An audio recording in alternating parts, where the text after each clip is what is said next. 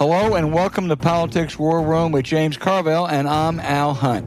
This week, our guests are prominent Republican pollster Whit Ayres and the executive director of the George Washington Presidential Library, Lindsay Chervinsky. Now remember, we love taking your questions, so write into politicswarroom@gmail.com or send a tweet to @Politicon for next week's show. We're going to get to as many as we can, but don't forget to tell us where you're from. Now, before we get started, get out your calendars. Get them out right now. We have exciting news. James and I are taking Politics War Room on tour. So come see us live at the 92nd Street Y in New York City on September 19th with Senator Bill Bradley, NBA great, and has a wonderful documentary. Be a fascinating conversation. In Atlanta on October 12th, Atlanta that is, at the Variety Playhouse, or Boston's Schubert Theater on November 2. Get tickets at politicon.com/tour, and we can't wait to see you there. Now get text updates about what's next for Politicon and Politics War Room by signing up at politicon.com and tell your friends about us. Remind them to subscribe on Apple Podcasts, Spotify, or wherever you get your podcasts. And please check out the links to our sponsors, Zbiotics, Mint Mobile, and 3-Day Blinds. We thank you for supporting these sponsors. It really helps make this podcast happen. All right, James, we have a really interesting guest, Whit Ayres, Republican pollster, coming up to talk about the state of the race and all that. But there are a number of things that happened. I mean, the Arlington cemetery incident, despite Trump's effort to lie about it and get people to lie for him, hasn't gone away. He really did stomp on hallowed ground. And it was interesting that this week, Jimmy McCain, a 17-year veteran and the son of John McCain, came out for Kamala Harris and said and noted that he has 3 ancestors. His father, his grandfather, and his great-grandfather are buried at Arlington. And it was outrageous that Donald Trump treated hallowed ground that way. I didn't think it was going to become a big issue. I don't think it's going to become a defining issue, but I don't think it's going to go away either. Well, okay, I think we ought to leave it alone. Not that it's not a disgrace. It Right. is. He's already said this, soldiers are suckers, why would anybody do that? And his voters don't care. And that you said, look, the families wanted this. And every minute you're talking about that, you're not talking about his abortion vote in Georgia. That's in true. I Right. mean, look, is it an outrage? But there's been so many outrages that don't matter, that any other person couldn't remotely sustain this. No other person would tell General Kelly that soldiers are suckers, or would say that their son's gravesite. So of all of the egregious things that he's done vis-a-vis the military, this is kind of medium. But we got him on the run on this Florida vote. And he doesn't like it. And we got to be careful not to go for new, shiny things here. Now, I know it's outrage, and people should be outraged about it, but that's not where we're going to win this election. We're going to win this election on the whole question of, reproductive rights. I think you're right, but I still think there is a second tier basket, if you will, not just of Arlington, but of Arlington telling his own chief of staff that fallen soldiers were suckers and losers, denigrating, demeaning John McCain, who was a war hero, and saying the other day that, really Medal of Honor winners, they're dead. Right. So, that's not, I think you put that all together. It's not like abortion. It's not like Project 2025. It's not like trying to overturn an election. But I think selectively, it still could be useful. Maybe they can do a day with national security, all the ex-admirals and generals and shit. But remember, in politics, to do one thing is not to do another. And that's true. The hard thing. Because say, if we just do one more thing. And it's a great question for him at the debate. I'm sure he'll get it. But I just think we got him. And I don't know what the rules are, James, because he'll lie about it. And the question is it going to be the last debate? No. If she has some good jokes, as I said today, one joke is worth 100 fact checks. It doesn't matter. Yeah. He now knows that he lies with impunity. But right, he he is really caught on this Florida thing. I mean, really caught, really uncomfortable. And boy, this thing is so good because when they accuse Harris of flip-flopping from her 2020 presidential campaign, she can just point right to this. Easy. This is a because golden... he says, A, it ought to be a state issue. And when he has a chance in a place where he votes, he has sided with a six-week abortion ban. Yes, correct. That is all the above is indisputable. That's correct. And it's indisputable that this is the best issue that the Democrats have had maybe in my lifetime. Yeah. And don't get too distracted here. That'd be my message. The numbers show Kamala Harris surging in the South and putting Trump on the defensive. Right now, it looks like her biggest opportunity may lie in Georgia. How important would a win there be, James? Well, it's critical. And you got 7 states. And, Georgia, you won by 11,000 votes. It's actually with Virginia, the 2 southern states that have 2 Democratic senators, but not by very much. And but you ask me, what's more important, Pennsylvania, Georgia, Michigan, Arizona? It's like asking you which child's better, okay? They're all really critical, but Georgia is at the first rank. And the other thing is that the Atlanta metropolitan area is a huge percent of the voters in Georgia, and it's decidedly Democratic, and we have to do very, very well if we're going to win that. It may look close, but Harris has a secret weapon. James and I are taking Politics War Room on the road to Atlanta for a live show on October 12th at the Variety Playhouse. We're going to rally the troops, host a special guest as they try to turn Georgia blue. Now, how much are you looking forward to seeing our listeners there, James? I'm really looking forward to it, and I'll promise our listeners this. If you come out, we'll do something. We'll come up with some new ideas and maybe some new attacks and some new things to think about so we can all get excited. I love going to Atlanta. I think this thing is going to be really, really successful. I think we'll have a really special guest for people. And for sure, it's, right as, coming down the home stretch of the election. And I can't imagine that there's a Democrat in Atlanta Metro that doesn't want to come to this because it's going to be a lot of fun. Absolutely. And I want you to come to this incredible show that we're going to have in Georgia at the Variety Playhouse in Atlanta, October 12th. Now, don't wait. The tickets are going fast, and we want to see as many of you there as we can.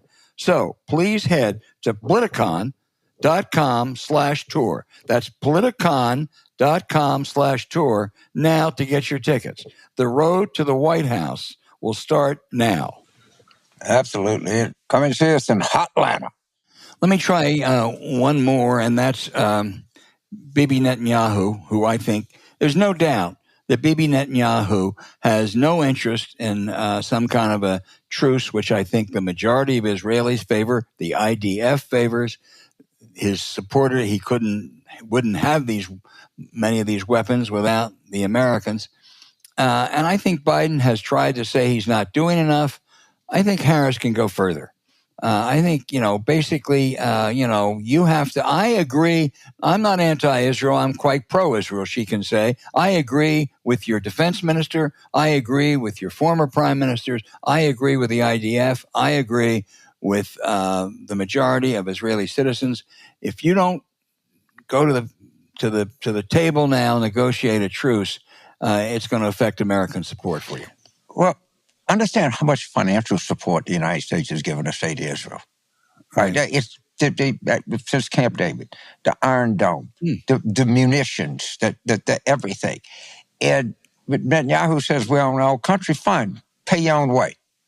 I mean, that might be too startling for some people, but the idea that the United States government doesn't have a right to recommend policies to the state of Israel, and the United States government has every expectation that the state of Israel will not do things to harm the interests of the United States because the United States has funded, I don't know how many hundreds of billions of dollars in every kind of thing that you can imagine. The trade that we have with Israel is robust, and as it well should be.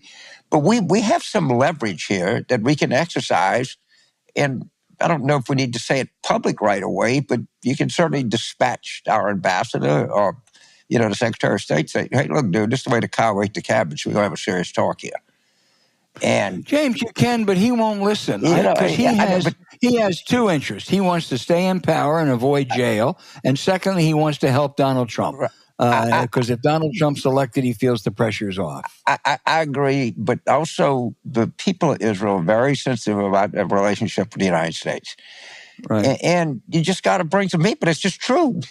If you want to do this extemporaneous wild man crap, you do it on your own dime. They can't do it. That's where you got leverage to get their attention.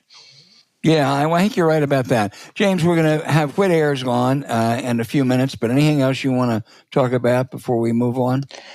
Well, I still think that this debate on September 10th is going to be a huge event.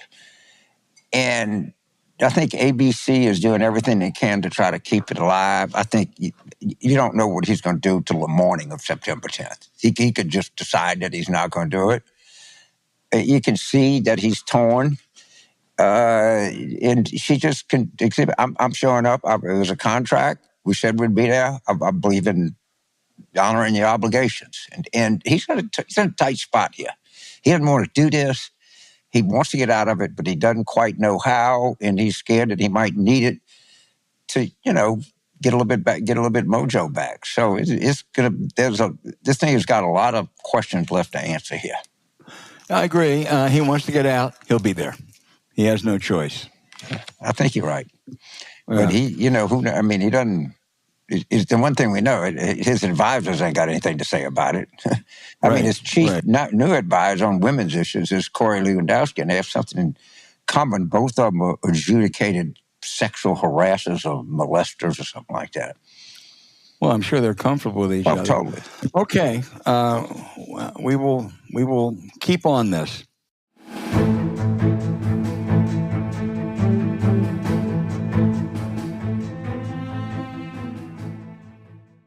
Hit the ground running after a long night with Zbiotics. If you foggy the next day, it affects your judgment. It affects things that come out of you. And boy, you want something that's kind of formulated to put you at your best. And, we all can let things get away from us from time to time, but, we should be as good as we can the next day, and this helps a lot. Yeah. Zbiotics pre-alcohol is the perfect way to make sure you perform your best after a long night out. It's a pioneering effort by PhD scientists to create the world's first genetically engineered probiotic to tackle rough mornings after drinking so you can get back to business. Now, I want to fill you in. Zbiotics pre-alcohol probiotic drink is the world's first genetically engineered probiotic invented by PhD scientists to tackle rough mornings after drinking. Now, here's how it works. When you drink, alcohol gets converted into a toxic byproduct in the gut. It's this byproduct, not dehydration, that's to blame for your rough next day. So pre-alcohol produces an enzyme to break this byproduct down.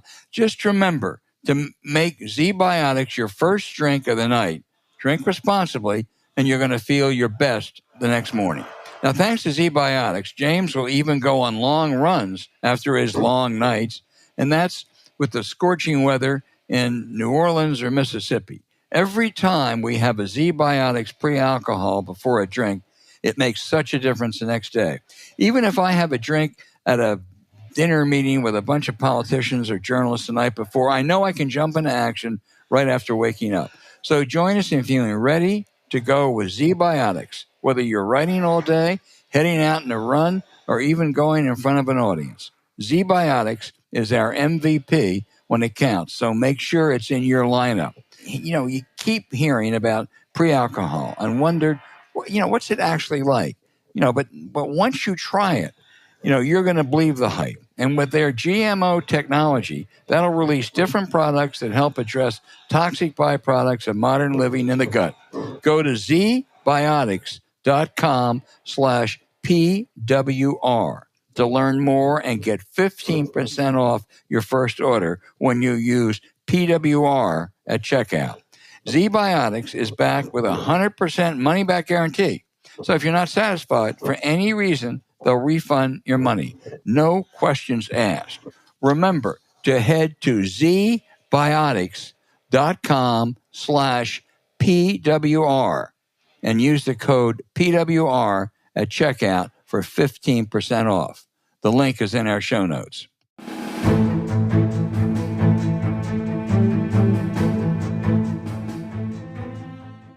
Hey, James, our guest has long been one of America's premier political pollsters, Whit Ayres, who is the founder and president of North Star Opinion Research. There is no more respected Republican pollster than Whit Ayres. Whit, first of all, thanks for being with us. Al, great to be with you and great to be with James. I've always found him one of the most entertaining people out there, and you one of the most insightful. Well, certainly James has never been dull, and he's also insightful. But with too much to go, Whit, tell us what you think is the state of the presidential race today. I think it is what everyone obviously says it is, and that is basically a dead heat that will boil down to 7 critical swing states that are also a dead heat. Kamala Harris has had a remarkable 5 or 6 weeks since Joe Biden got out of the race. Joe Biden had depressed Democratic numbers in polling and way below normal because the vast majority of Democrats, as well as people around the country who are Republicans and independents, thought he was too old to run again. Once he got out of the way and Kamala Harris got in, the polls snapped back to normal. Normal in a polarized, very partisan age means a dead heat, which is what we've got. I think she has run a very good race so far with only one significant error, which we can talk about if you want, or we can go on to something else. Don't tease us. No, talk about it. What was it? I think it was a very significant blunder not to put Josh Shapiro on the ticket with her. Josh Shapiro is a wildly popular governor of the most critical swing state and the largest swing state of Pennsylvania with 19 electoral votes. You lose Pennsylvania, you got to make up with 2 of the other swing states. Instead, she took a popular governor from a state that has not voted for a Republican candidate for president in a half a century. I saw a poll this last week that said that a Harris-Shapiro race would be 6 points ahead of Trump-Vance in Pennsylvania. And so I think it was a major blunder that could cost her the election.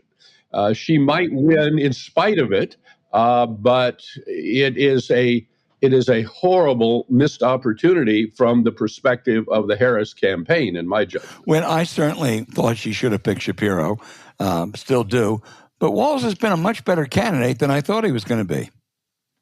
Yeah, I mean, he's a good candidate. He seems to be a good guy with good Midwestern values of decency and respect for others. And as a native of Ames, Iowa, I like those small town Midwestern values. But the fact remains that he brings nothing to the table that she didn't already have. And Josh Shapiro could bring the most critical swing state that is currently a toss-up. So to me, it was a no-brainer to pick him, and I, for the life of me, don't understand why she didn't. Let me ask you this. How important is next Tuesday's Harris-Trump debate, and what does each candidate have to do or hope to do?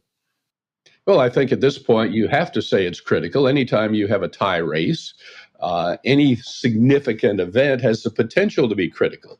It could be a non-event, or it could be a watershed event. And we just don't know. I mean, we think back to the last debate with Joe Biden. Most of us didn't think it was going to be a watershed event, and yet it completely upended the race. What Kamala Harris has to do is come across as a competent and reasonable potential president of the United States. And what Trump has to do is focus his attacks on enormous policy differences between the two, and try to avoid the sort of personal bullying schoolyard antics that so often come out of his mouth. We'll see if he can do it. I know his team wants him to do that. We'll see if he has the discipline to pull it off. I doubt it, but let me ask one more point. James and I have stressed that the only way that the one-time Republican Party that you knew so well can return to its brand, smaller government, free market, strong national security. Reagan, Bush, Lamar Alexander, Bob Corker, is for Trump and Trumpism to suffer a really huge defeat on November 5. Yet there was a fascinating piece a couple days ago in the Bulwark by Jonathan Lass that argues even that wouldn't matter. That Trumpism now is so embedded in the Republican Party and that nothing in the foreseeable future is going to change that. Your view? I disagree with Jonathan on that. I think that Donald Trump is sui generis. I think if he is no longer in the picture, there will be others who will try to pick up the mantle. But there's no one out there like Donald Trump. And the people who've tried to pick up the mantle have, for the most part, suffered defeat at the ballot box when they ran for Senate or for governor. So I think it would be a fundamentally different party. It would be a party that would have to marry the more traditional Republicans with the MAGA Republicans. So I don't think we're going back to a Reagan-Bush party. But it's hard to imagine exactly what the party would look like with a fusion of MAGA Republicans and traditional Republicans. But I don't think it's locked into a Trump mindset without Donald Trump to drive it. James. So when I used to do campaigns, people have these kind of questions, but we would ask people, I'm going to read you two statements. Which one do you mostly agree with? That Donald Trump was a uniquely skilled politician that came on the scene and was able to put together a coalition of people who xenophobic, that were against immigration, that were sort of misogynistic, kind of isolationist foreign policy. And he just brilliantly exploited Republicans around the country to follow him. There's another view by a Senate candidate named Kathy Barnett, who was a black extreme Trumpist candidate in Pennsylvania. She said, you have to understand something. MAGA was here before Trump. He just came in and rented us, and MAGA will be here after Trump. Which of these two statements comes closer to Whit Ayres' view? Probably the second, but not with the conclusion and the second that the Trumpism is going to dominate the party. Trumpism is basically a populist movement, which is It's anti-establishment, anti-immigrant, anti-press, anti-expertise. And that has been a theme, not just in the Republican Party. I mean, going back to Williams Jennings Bryan and Huey Long were populist politicians. George Wallace was a populist politician in the Democratic Party. But we've had Pat Buchanan giving a speech in 1992, which Donald Trump could have given. And so we've had that element in the Republican Party for a long time. The difference is that a populist had never been elected president before. And that's what really made this different. So Donald Trump took a theme that was there and magnified it and grew it into the dominant force in the Republican Party. And so I think it's more the second than the first, James. So there are any number of Republican friends who, say, look, if we ever want to get a somewhat nationalistic, low tax, lighter regulatory touch, more traditional party back, then Trump has to get wiped out. I don't know if that's even possible. And look, Gore got wiped out in 64. Republicans came back and won in 68. McGovern got wiped out in 72. The Democrats came back and won in 76. And that's the way that we can purge the party of this rot. Well, I don't think you're ever going to purge the party of millions of Americans who believe in Donald Trump and believe in his message. Donald Trump will go away eventually. I mean, if he gets elected again, he's going to go away in 2028 because he can't run again. And if he loses, he's going to go away because he will have led Republicans to 5 straight defeats in 2018, 2020, 2021 in Georgia, and 2022. So he will go away eventually. And then it's going to be an interesting amalgamation, as I said, of the MAGA voters and the more traditional Republicans that'll go forward. So to turn back to, I'll just make one point. If Harris wins in 2028, in 20 years, There will only be 4 years of Republican rule. Right. And I think the average Republican at that point is going to be open to how do we, and they're going to have Supreme Court appointments and all the shit in foreign policy and all of this stuff. And I just think if Harris wins, the Republican Party is going to be a lot more focused on winning the election in 2028 than previously. Well, you're probably right, James. I wrote a whole book about how the Republican Party needs to adapt to a new, more diverse America. And my argument was that the basic principles of free enterprise and individual liberty and strong national defense and a reasonable size but not overweening federal government appeal to people across racial and ethnic lines. Donald Trump, I think, got a hold of that book and decided to do the exact opposite on every one of the recommendations in the book. But I continue to believe that the Republican Party, I continue to believe that the Republican Party needs to and must adapt to a changing America, and that it has the capacity to do that and be victorious. Okay, Albert. Whit, J.D. Vance is probably off to the roughest start of any vice presidential candidate since Dan Quayle, maybe Sarah Palin. Why, and does it make any difference?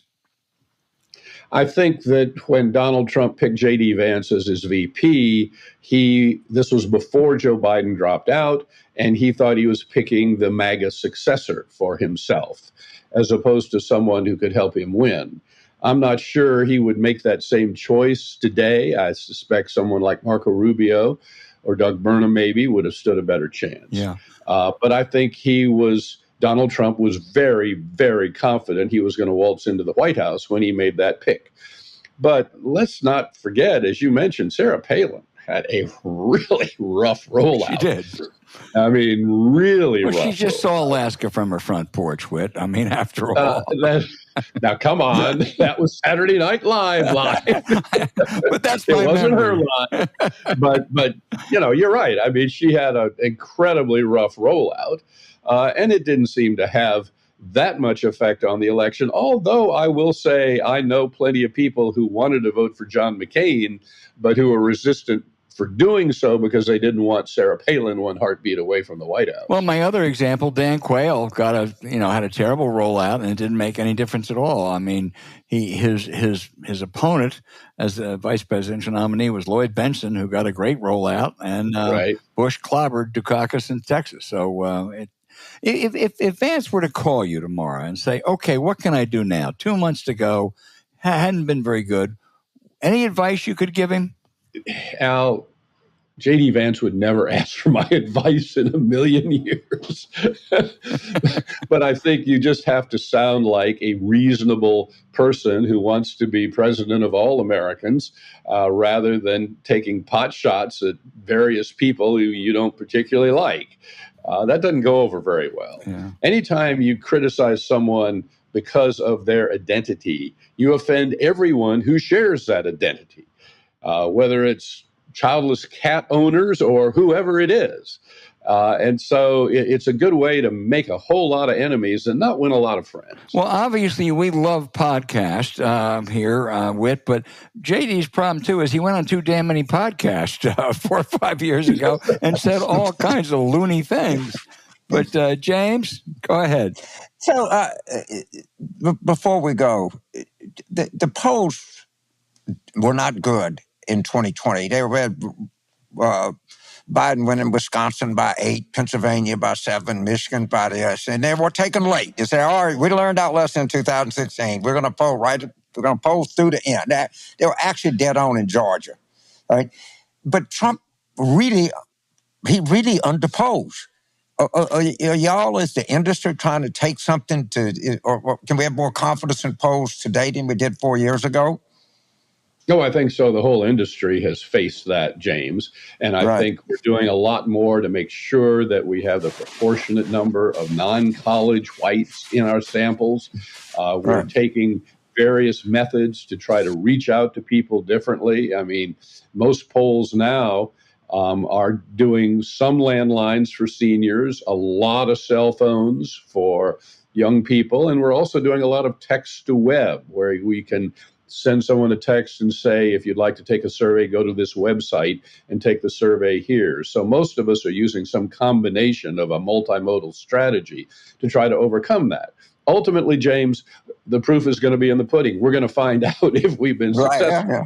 But our polling in 2018 and 2022 was dead on the money. We're pretty good in 2022, 2020 as well. But it seems like Donald Trump is the real challenge. We don't have a problem doing a good poll when Donald Trump's not a part of the mix. But there are people who will vote for him who simply won't take our polls, and that's been the challenge for us. So before I leave you, I've done a lot of posters, Democrat, Republican. I don't know if I'm sure there's some, but no one wants to get it wrong. I mean, they will not. I mean, I've known posters that love to come in and tell you bad news. Like almost like Greenberg would get excited, we're losing, guys. I literally. But my experience, and Al, you probably the most experienced at conducting polls in journalism. I think 80% of the people in this industry really take pride in trying to get it right. Oh, there's no question, James. I mean, if we don't get it right, our reputation suffers. And the best way to build our business is to get it right, not necessarily to pump up the side you happen to be working for. That doesn't do anybody any good. Well, I'll just say this, picking up on James's point, at the Wall Street Journal for 16 years, we had Peter Hart and Bob Teeter doing polls. Yep. They were two of the very, very best. We had one, maybe two polls that really weren't right. That's a pretty damn good percentage when we were doing 12 a year. But both times, they agreed to throw one out. But God, they were reluctant to throw it out. I mean, they kind of knew it. And the same thing with one Ann Selzer poll at Bloomberg. She, too, is in the Whit Ayres, Peter Hart, Bob Teeter league. But James's point, they want to get it right, and they will reluctantly agree when they have one that just doesn't work, which happens. Sure. And we have done that. I mean, 1 out of 20 polls is just going to be screwy. Right. Isn't that a mathematical certainty? Of course, 95. I can't do the math, but people that can said it's a certainty. It's like gravity. 1 out of 20 has to be bad.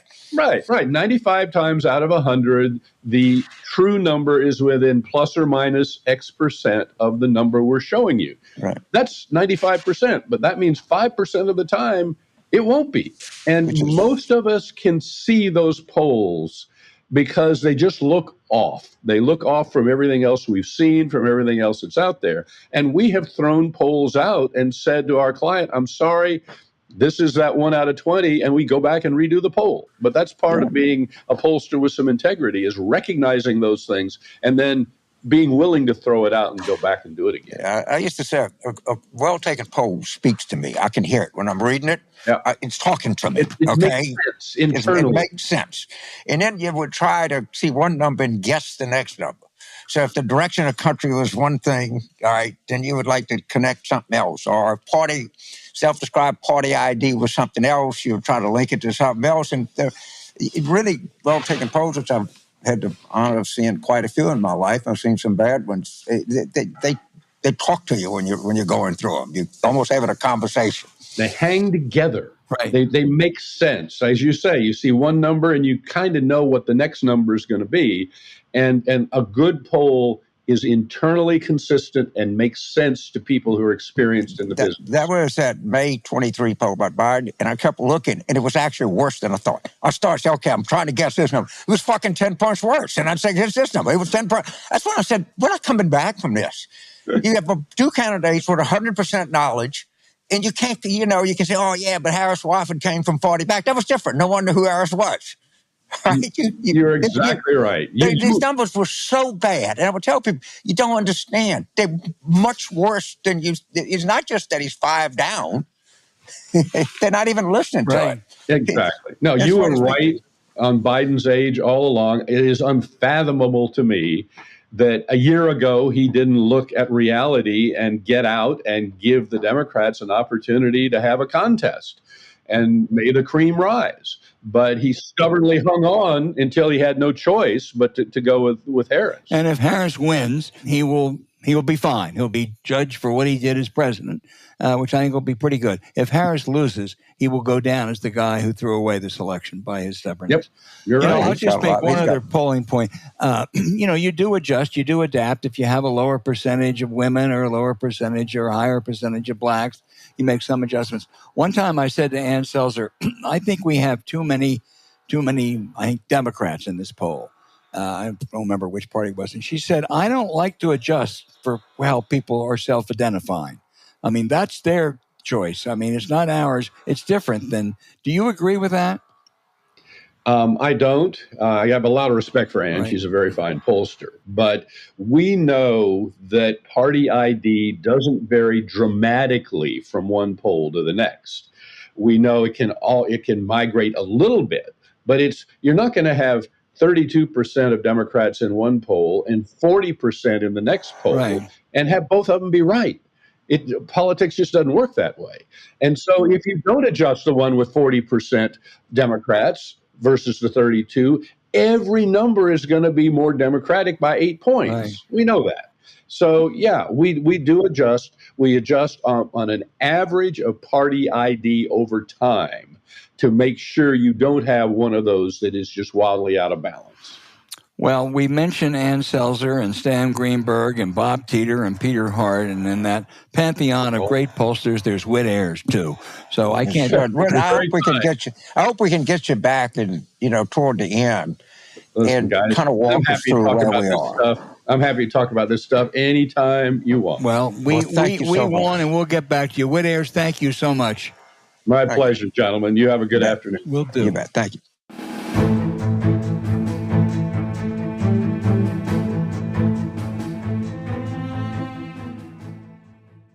Stay connected and save with Mint Mobile.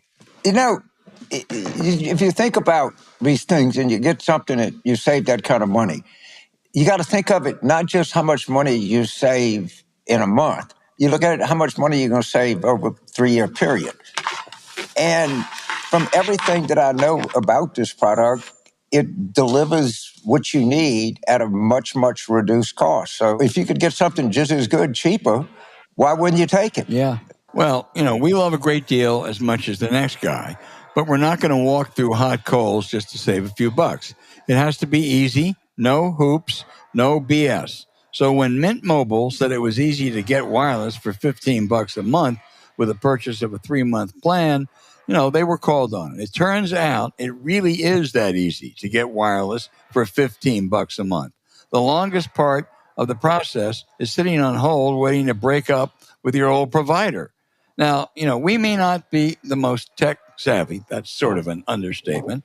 But James and I were able to do it easily. The website is incredibly simple to navigate, and we were able to get down to business in no time.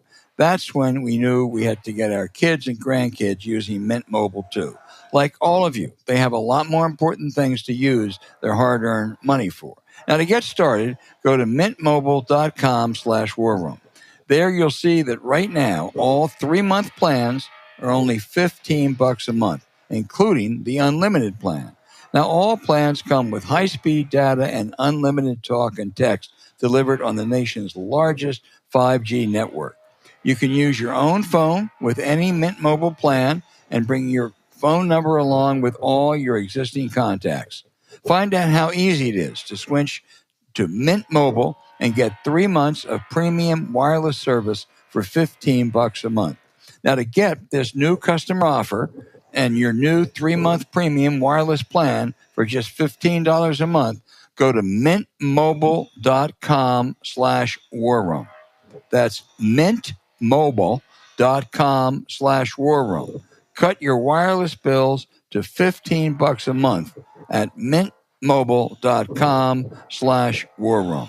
$45 upfront payment required, equivalent to $15 a month. New customers on first 3-month plan only. Speed slower above 40 GB on unlimited plan. Additional taxes, fees, and restrictions apply. See Mint Mobile for details or look for the link in our show notes.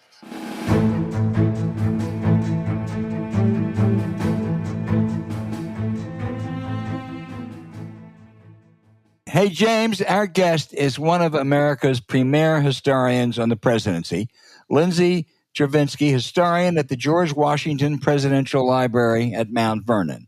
Her new book, a biography of John Adams and the important precedents the nation's second president set for America. Dr. Chervinsky, first of all, it's a great honor to have you as our guest, and we want to talk about some of those important, one in particular, precedents. But first, your account of the crazy quilt election and political machinations of 1800 is riveting. The context, just briefly. After George Washington, after 8 years, Adams defeated Jefferson in 1796. They faced each other in 1800. Imagine a rematch. And it was a bitter contest, and after more than a month of voting, they ended up essentially tied. So it went to the House of Representatives. On the 36th ballot, the finalists were Jefferson, and not Adams, but Jefferson's own vice presidential candidate, Aaron Burr. God, that must have been unsettling for a new republic, Lindsay. Yes, it was, I think, the first real constitutional crisis. And you know what? Let me start and say this. Thank you so much for having me. It is a delight to be with both of you. You are both icons, and I am a longtime listener, and it's just wonderful to be with you. But yes, 1800 was just a really calamitous moment. I know we'll talk more about it, but the threat of violence was so real, and the threat of it all completely falling apart was so tangible that I think sometimes because we know how it worked out, we downplay that threat in our minds, but they really didn't. We want to talk about one of the maybe as important a precedent that Adams set. It was about the peaceful transfer of power. That was a bitter election, as you said. Both thought the other was a danger to the nation. Adams may have gotten a bad deal. He may have had cause to complain, to contest, or whatever. Yet he accepted, after the House vote, he accepted the outcome, and you noted he heartily wished Jefferson a prosperous administration. That was a really important thing, wasn't it? It was. I think he gets a little bit of the short end of the shrift because, well, first, he lost and he went home peacefully. That is a radical thing to do at any time. It is even more radical in the age of Napoleon, which was when he was living. So he lost, he accepted the outcome, he went home. I think he deserves applause for that. But he also set the terms of what that transition would be, in that he instructed his cabinet members to cooperate with Jefferson, to give him briefings so that he was sort of what we would think of as like intelligence reports. So he was up to date on what he would be walking into. He had him over to the White House so he could meet with some of the staff and see the building, and told him what, carriages and horses belonged to the executive branch so he didn't have to overbuy. And those are actions that were not required. They were not written down. It was not mandated. And he did it anyway. And at that time, those two really were bitter foes. They really disliked each other in 1800 and 1801. So this was something special. And you are a student of the presidency, and that critical precedent that you just alluded to, which helped define America, it held, didn't it, without exception, for 220 years until Donald Trump 4 years ago.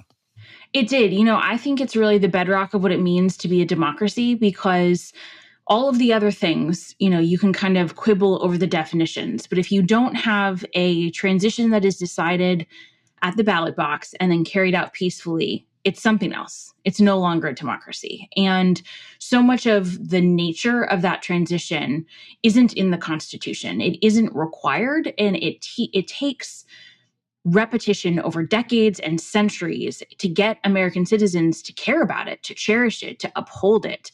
And you're right that, the Civil War was kind of a weird anomaly, but even then, the South left because they accepted the outcome.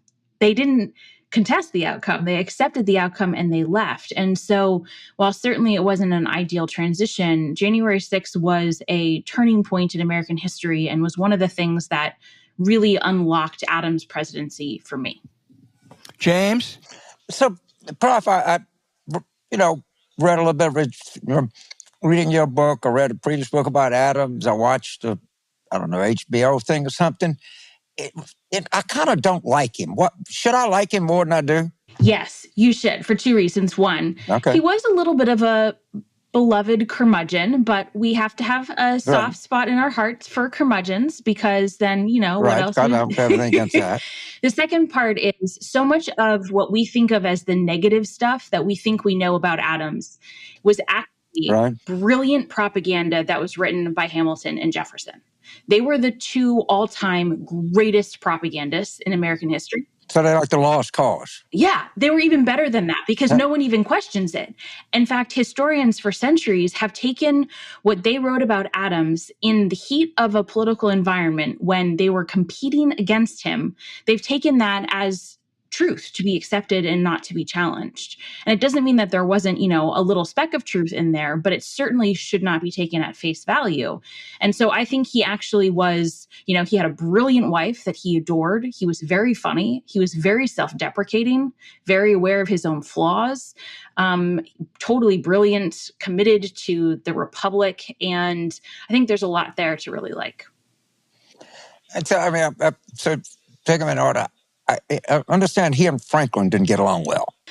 That is true. They had a lot of respect for one another. The problem was that they were both diplomats in France, and Adams was not well suited temperamentally to be a diplomat in France because he really didn't like that they didn't seem to work very hard. It really annoyed him that they seemed to just be having these parties and they started the day really late and they spent all this time in bed. And it was a very sort of intangible form of diplomacy that Franklin excelled at. When Adams went to the Netherlands and he was at The Hague, or even when he went to London, he did great because they got him. There was a cultural affinity there. But I think he and Franklin just were so different temperamentally that there was a little bit of oil and water. But it doesn't mean that he couldn't get along with people who were different than him. I mean, he and Jefferson actually were really pretty good friends for more of their life than they were not.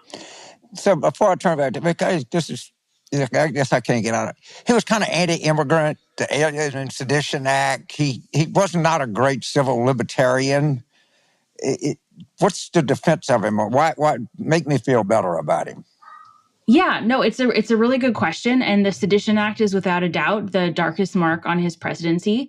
I think it's worth noting. So first, all of that legislation, he didn't ask for any of it. He didn't try and, curry votes for it or curry favor. The Federalists in Congress. And this was at a time when Congress really was responsible for starting the legislation. It's not like the president was like, pass this bill. And so they passed the bill. He did sign it. He did accept the sedition prosecutions, 100%. That's a dark mark. The alien piece, I think, is a little bit different because Congress passed a number of different bills that made it harder basically for immigrants to become citizens and to vote to try and undercut the political support of the Jeffersonian Republican Army. But they also gave Adams enormous authority to just deport immigrants at will, and he never used it. He never actually used that authority because he didn't think it was appropriate without due process. So I think that requires a little bit more nuance. Before I turn it back to Al, so you listen to our show, Al and I. Who would we have voted for in 1800? Oh, well, yeah, you probably would have voted for Jefferson. Okay. You probably would have voted for Jefferson. All right, thank you, Prof. I love a honest answer. Go ahead, Al. we always go for the pretty face, Lindsay, right? That's such a great question. That's a great question. Adams was a critical figure in the Revolution. A critical figure in the founding, the Declaration, Constitution, first president after Washington, the nation's icon. Yeah, he did a couple bad things, as you mentioned, like the Sedition Act, but he did good things, too, like the peaceful transfer.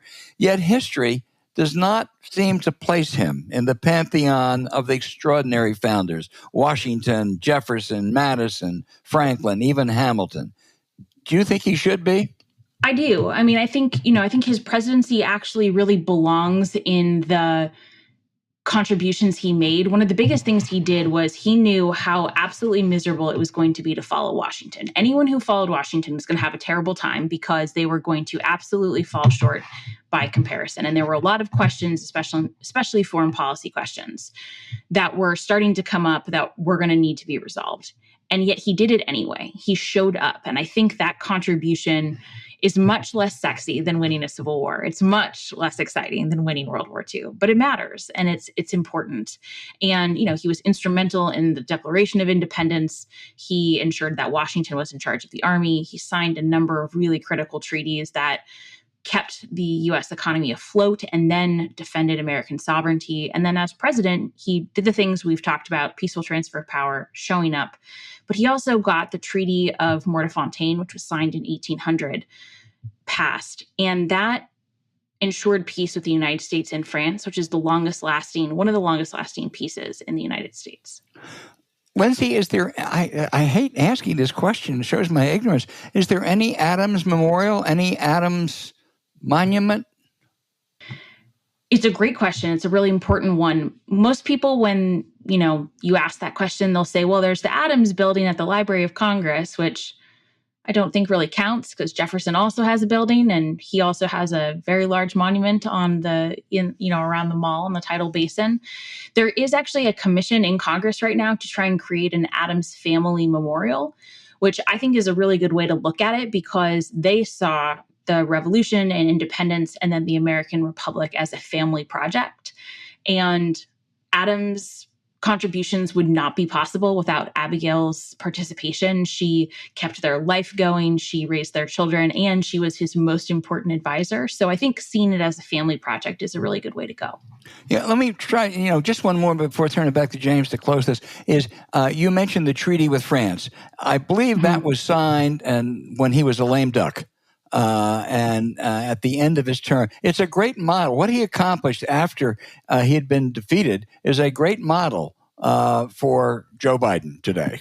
It is a great model. He got the treaty signed and ratified, which was a challenge and actually took a lot of assistance from the Secretary of State, John Marshall. And he managed to get a new judiciary bill passed, which Jefferson called super political, but it was actually really important, and it created reforms that created basically the appellate level of the judicial system and is very similar to what we end up having today.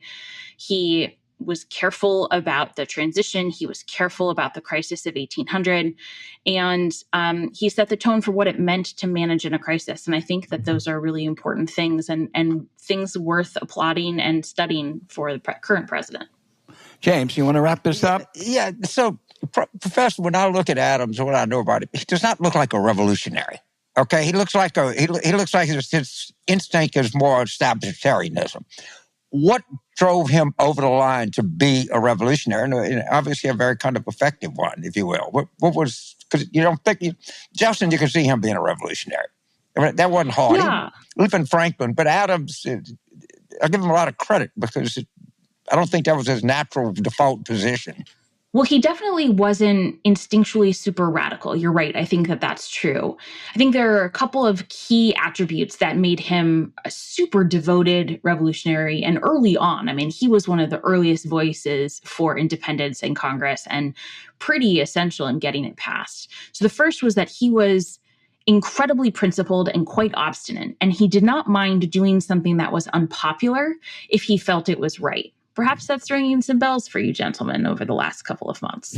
So he really didn't mind, and this first comes up with, he decided to represent the British soldiers after the Boston Massacre because he wanted to demonstrate that the colonies were trying to be a place where principles really mattered. It wasn't a mob rule society. It was a place where the rule of law was important, and the revolution they were talking about was based on the rule of law. And so I think that obstinacy, that sense of righteousness, the sense of principles and right and wrong was really important to him. I also think that he cannot be understood separate from his New England Puritan roots. He had great pride in being a New Englander, being a multi-generation New Englander. He was a man of Harvard. And so there was a great deal of independent spirit and pride in that background that clashed with the idea that they were somehow less than the British homeland or other British subjects. They had a lot of pride in being New Englanders and, really would have resented being told they were second class. Okay, so this is my suggestion, Adams' legacy. They should take a major building and name it after. Is the executive office building have a name, Albert? It's the Eisenhower building, isn't it? Yeah. Well, just take I think it's something and name it after it, and then use it as a rabbinical teaching moment to tell the country how sacred this peaceful transfer of power is. Yeah. His role, because as good as your book is, and one more question before I go. When I was reading your book, it struck me, I always thought that foreign policy back then, hell, you had the Indians to the west and you had the Atlantic Ocean and there wasn't much in between. And that is decidedly not true. They had to really manage some kind of sticky foreign policy issues, didn't they? They really did. Not only was foreign policy quite present because there was constantly the threat of war with France, Spain, Great Britain, but foreign policy was the primary responsibility of the federal government and the expectation that the president would spend the majority of their time on foreign policy. And of course, the president is really the only person responsible for foreign policy. So Adams spent the majority of his presidency trying to figure out how to keep the United States neutral because he understood how essential trade and intellectual commerce was to the future of the United States, and that war would destroy that. Thank you, Professor Albert. Close. Well, I hope everyone out there will get Lindsay Chervinsky's biography of John Adams and the important precedents that he set. It really is a terrific book. We're so glad you joined us. And I must tell you, James, I am lobbying her for her next book. I want her to do her next book, which she hasn't ruled out, on Grant and Eisenhower. And I think it could be a fabulous book because, she's one of the great historians in our country. So, Lindsay, I'm going to keep after you on this one. I appreciate it. I really like the support. Thank you. Thank you. Thank you so much, Professor. And I hope we can come back on and, give us some historical markers as we enter this pretty uncertain time, to say the least. Anytime. Always glad to join you guys. Thank you, ma'am.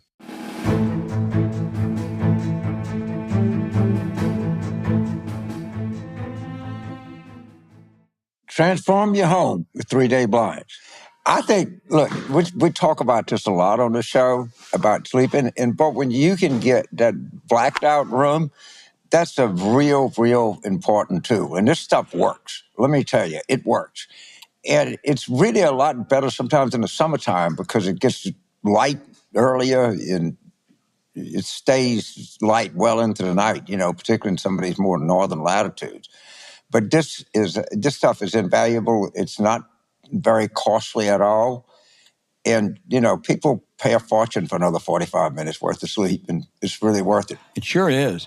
My whole life, blinds would always let in blinding light at the crack of dawn, and I left them open. Getting out of bed to close them, it's a real pain. You're tired. You wonder, why aren't my blinds smart and automated? Luckily, there's a better way to buy blinds, shutters, shades, and drapery. It's called 3-Day Blinds. They're the leading manufacturers of custom window treatments in the United States. And right now, they're running a buy one, get one 50% off deal. Now, we can shop for almost anything at home. So shop for blinds at home, too. 3-Day Blinds, local, professionally trained design consultants average 10-plus years of experience in providing expert guidance on the right blinds for you, right in the comfort of your home. Just set up an appointment, and you'll get a free, no-obligation quote the same day. We love that the expert team at 3-Day Blinds handles all the heavy lifting. That's really important for people like James and me. They design, measure, and install for you so you can sit back, relax, and leave it to the pros. And once we heard about them, we knew it was time to upgrade. Their blinds come in tons of great styles, so it's an easy sell on the family. With 3-Day Blinds, we're excited to be getting better sleep and opening and closing our blinds from the comfort of our beds. Alexa, I slept great. Now let there be light. We know you'll like 3-Day Blinds. Go ahead and pick from thousands of options made for any budget or style. Plus, after 45 years in business, they're the highest-rated blinds company on Trustpilot. It's the perfect end of summer project, especially because they do all the work. Transform your home with 3-Day Blinds today. Right now, you can get 3-Day Blinds, buy one, get one 50% off deal on custom blinds, shades, shutters, and drapery for a free, no charge, no obligation consultation. Just head to 3dayblinds.com/war room. That's buy one, get one 50% off when you head to 3dayblinds.com/war room one last time. That's the number 3, DAY blinds.com/war room. You also can find the link in our show notes.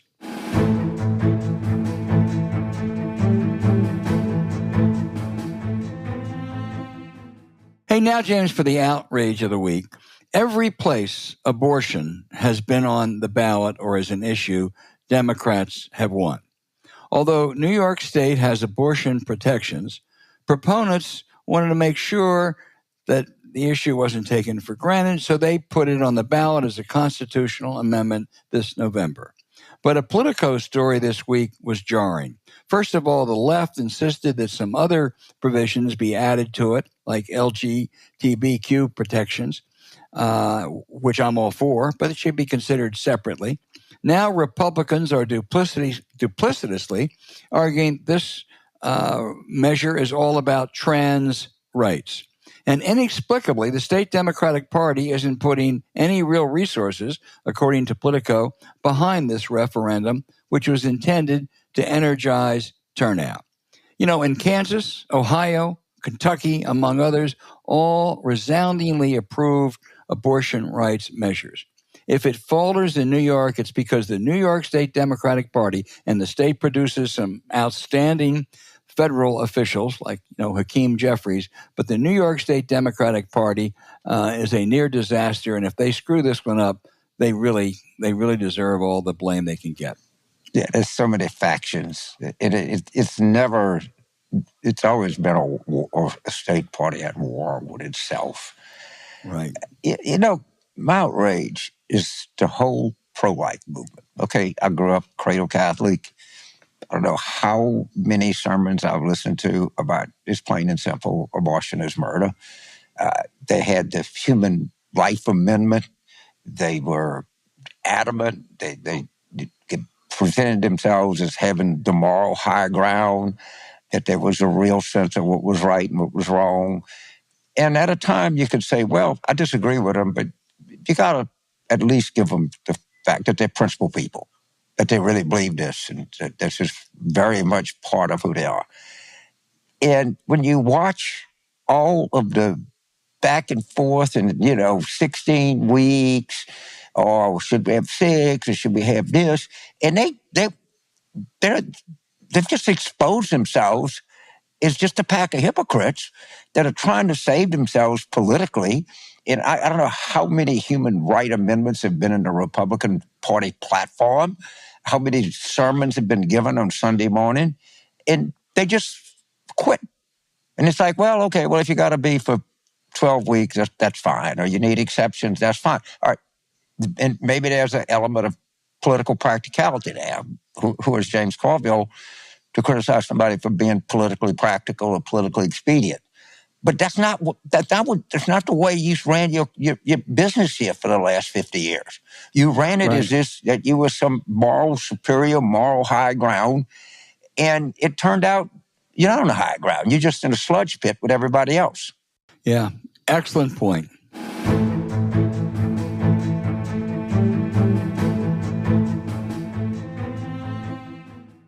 Hey, and now for our always great questions from our listeners. James, I just love this first one. This is one of the all-time greats. Susan in Washington, D.C. says, I am starting to finish James's sentences before he does. Is there some sort of self-help group I can join? Does Mary Madeline provide some Zoom counseling? Well, all I can tell you is watch the documentary. It'll be on CNN on October 5th, and you could see a lot of Mary, and that's very complimentary. Thank you for saying that. But I think what you're telling me, sometimes my thoughts are consistent, and that's a very high compliment. That is a high, and we'll check with Mary about whether she provides any Zoom counseling, Susan. Gordon in Norwood, Michigan, says fact checkers are bending over backwards to classify Dem talking points on Project 2025 and abortion as misleading. What gives? Well, first of all, Gordon, fact checking, I think, had more value 20 years ago or so. But Donald Trump told how many tens of thousands I think it's of in the lies. 30s. Yeah, he was fact checking, and it didn't matter. He doesn't care. He has proven that you can just run roughshod over fact checkers. I still think they add. I still rather have them than not have them, but they do bend over backwards. And so, therefore, if there are 10 statements made, and Trump lies about 8, and the Democrats exaggerate about 2, and you have a 50-50, that really is not good journalism. But I think Trump has really hurt, if not ruined, the fact checking industry. Well, so let's take the fact check industry. Let me tell you something, and I defy anyone to disagree on this. By 5-1, they would rather fact check a misleading Democratic claim because Republicans have so many. So they want to say, look, Right. we're just umpires, man. We just call it like you see it. We don't really have anything. And of course, there are times when Democrats exaggerate or use. But this is my thing is, how would you fact check World War II? How would you fact check Tojo and Roosevelt? How would you fact check Yamamoto in Nimitz? All right. Would you just say, well, down the line, he made a mistake here, but, he said that, or he was deceptive, or, Tojo really came from more humble backgrounds than Roosevelt? No. And they're treating this like this is just a normal time where you got to, shirts and skins, and we're just calling them like we see them. And I think the whole industry has to decide, what is our role here? Is our role to be objective, impartial observers that report as accurately and fairly as we can? Or is our role here to try to help save the Constitution of the United States? Because they're two different things. Yeah. And you need to How would you fact check Lincoln and Jefferson Davis? Yeah, how do you fact check? Well, Davis was actually Secretary of Defense. He was in the United States Senate. He was actually more qualified than Lincoln. I think by any measure, in the late 1850s, Jefferson Davis had more quality. Lincoln was only a one-term congressman. So the fact checkers would say, well, yeah, he's been one-term congressman. He's a very good orator. But and this guy's been a very respected, I think he was defense secretary, and he was a very important United States senator. He certainly had a nuance and deeper background than Lincoln did. That's the way these motherfuckers would do it today. Yeah. They'd have to go out of their way to, Yamamoto was a, gambler. He liked to play roulette, and, he was logistical genius, and his finger was shot off at Tsushima. There's all kind of good things you could. If the fact checker today would give you something to like about Yamamoto and something to dislike about Nimitz. It's not a fact check. James, some of our listeners like to jump ahead. Pete in Raleigh, North Carolina says, when the writing is on the wall on election night and Harris is elected, should she call Trump and tell him she'll get his criminal charges dropped if he concedes the election, congratulates her, and promises never to go back on it again? No. Yeah. And you cannot negotiate. I mean, the peaceful transfer of power is not a negotiable thing in the United States. Right. Now, she may wouldn't matter what he says anyway, because he wouldn't keep his word. But maybe she'll figure it's in the best interest of the country to pardon him. I don't think she will. And she'd have to certainly you would want her to get good reason. But I don't think you can say, if you accept the law, I'll do this for you. No. Right. If he gets a pardon, it should be with very, very, very tough conditions, monetary and political, and it should be right on the eve of him going to the slammer. Right. And that's the only way, and that's debatable. Mary in Ballyculleen, Ireland. Oh, wow. Boy, it's good to have, huh? Oh, from the whole country. The native soil says, what are your views on Harris's chances in Pennsylvania, and why is she devoting so many resources to places like Georgia when it looks like Pennsylvania will be the key to winning? Well, first of all, Mary, I'm going to tell you that I lost a bet to Paul Begala in 2016 when I bet with confidence that Pennsylvania would go for Hillary Clinton. I was wrong. But I placed another bet the other day. Pennsylvania will be with Harris. I know the polls are very close, but if you look at the state and you look at the demographics of the state and the population of the state and the growth areas of the state, which are those 4 huge Philadelphia suburbs, cast more votes than Pittsburgh and Philadelphia put together, she will do probably even better than Biden did last time with that population growth. She'll do a little bit better in Philadelphia with the black vote, may do almost as well in Allegheny. And the rest of the state, which James has called Alabama, Trump may do a little bit better, but not a lot. And I think when you put that all together, I really would much rather have her hand in Pennsylvania than his. Well, I would have to say the poll in Pennsylvania is a little stubborn. All right? It was some spate of them came out recently, and I think it's more. I mean, I think you're probably right at the end. I'd rather be her, but not by a lot. But I want to address the question about resources. They have so much money. They gave $25 million to House and Senate candidates. You have to be able to compete in Pennsylvania and Georgia at the same time. You have to be able to compete in Wisconsin and Arizona at the same time. You have to be ready to compete in Michigan and Nevada, North Carolina, which I'm big on at the same time. I mean, it's only 7. I actually think there's 8, but I'm one of very few people that do. But I mean, there's 7 classical swing states here, and you got to be in all of them. And you have the resources to do it. You got a vice presidential candidate that all of the congressional candidates are clamoring to come in. Walz is way more hotter item to campaign with congressional candidates than even Harris is. Right. Which they got a lot of resources, They do. James, I think the only time where a choice is necessary is probably in the closing weeks with candidate time. But certainly you're right. They can certainly spend, they can spend it all in Georgia, North Carolina, Arizona, Nevada, as well as the Blue Wall. Yeah, you can fly from Pittsburgh to Savannah in 2.5 hours. Yeah. I mean, it's just, you got resources, and I don't, where you pick, look, if you go to Pennsylvania, do you campaign in Philadelphia to try to get traditional Democratic constituents out? Do you campaign in maybe York or Erie, or I don't know? I mean, it's not just the state you show up in, it's where you show up in the state you show up in. That's true. James, Ray in Donaldsonville, Louisiana. Where's Donaldsonville? Donaldsonville is where I went to high school. Oh, my gosh. It's about, 17 miles downriver, but it's a West Bank town. It's at one time was like the Louisiana capital. It's it's a town, a place for the interest in history, and I graduated from Ascension Catholic in Donaldsonville, Louisiana. Yes. Well, Ray he notes that Democrats have been successful in Georgia by registering more young and black voters, and he wants to know, are there any organized efforts being made in Louisiana and Mississippi to do the same?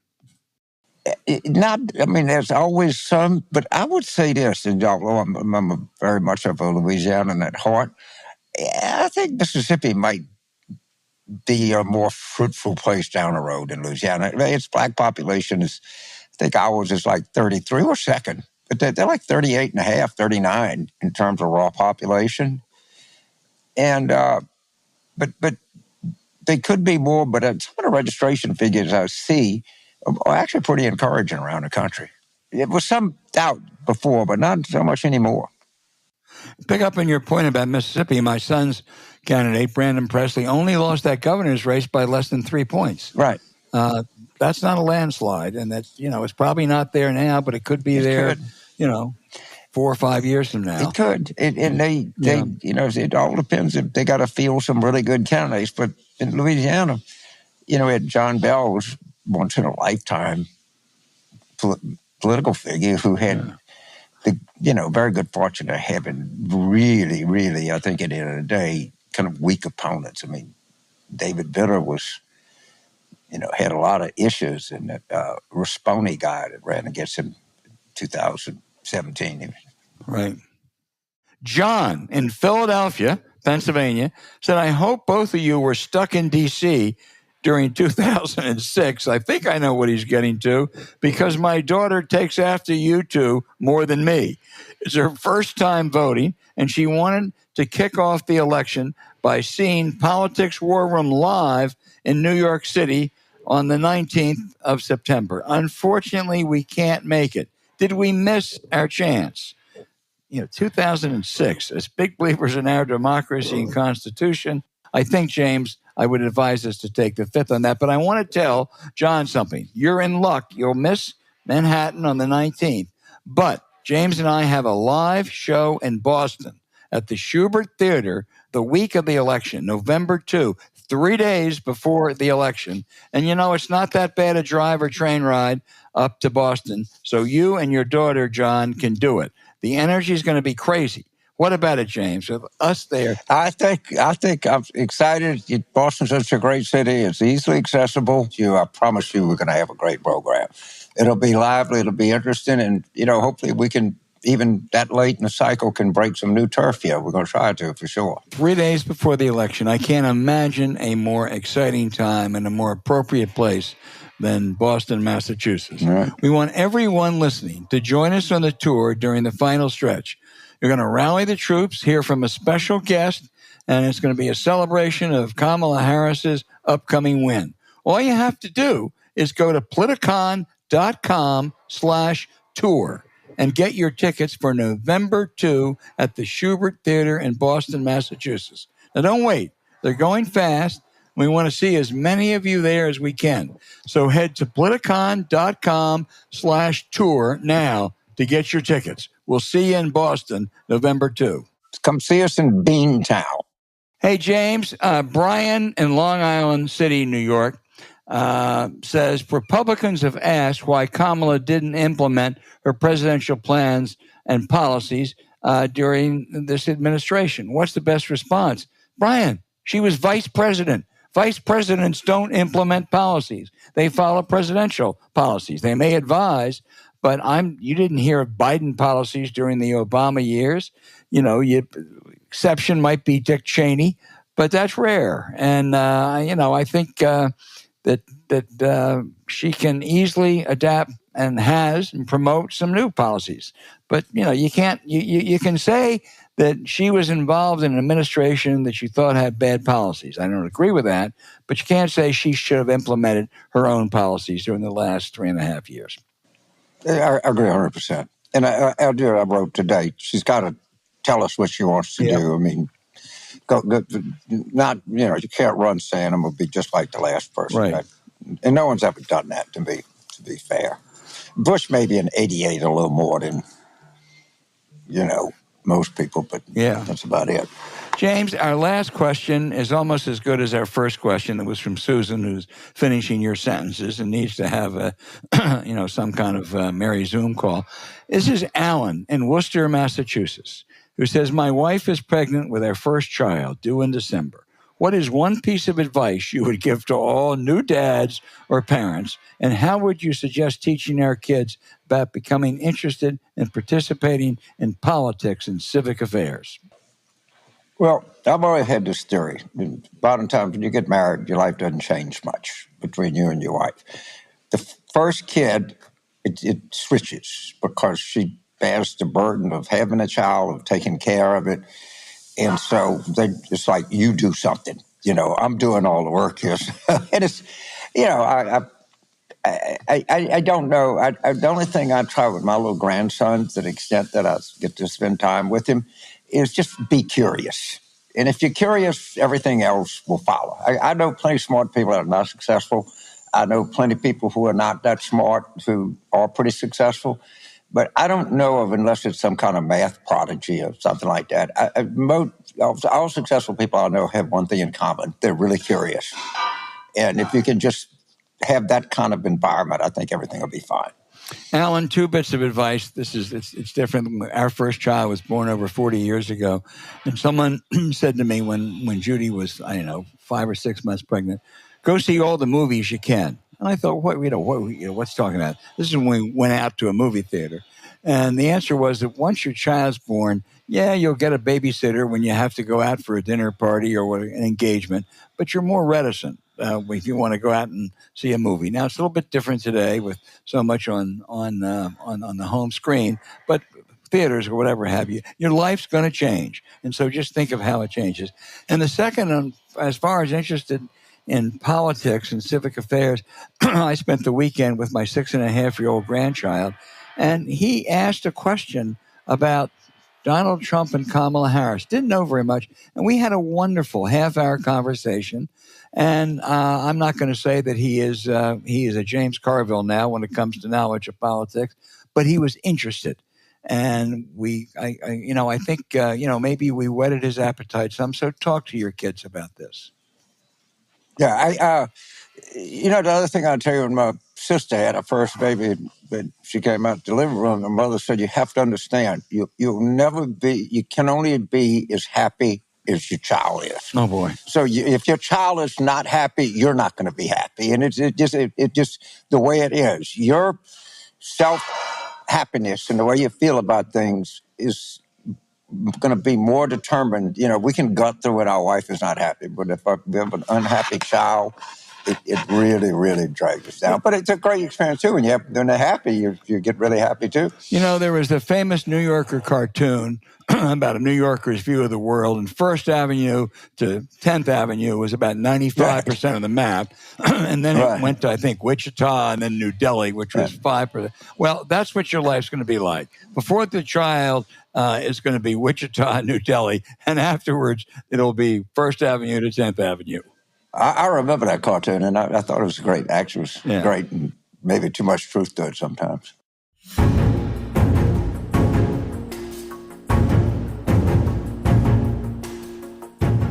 Thanks for listening to Politics War Room with James Carville, and I'm Al Hunt.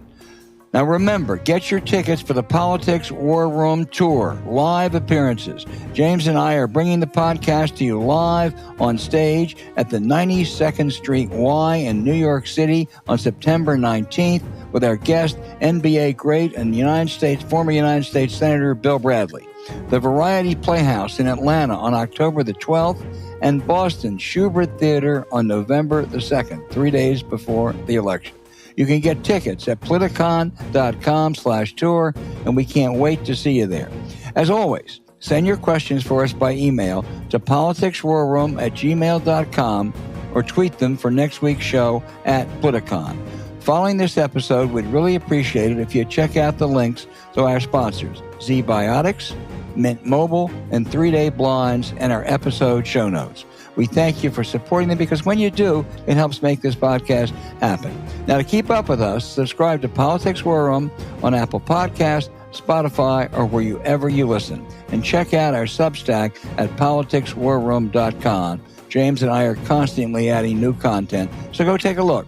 You can also find other shows you might enjoy on the Politicon YouTube channel or when you search Politicon on your favorite podcast sites. Now remember, please rate the show with a 5-star review. We'll be back next week with another show as we continue our War Room planning.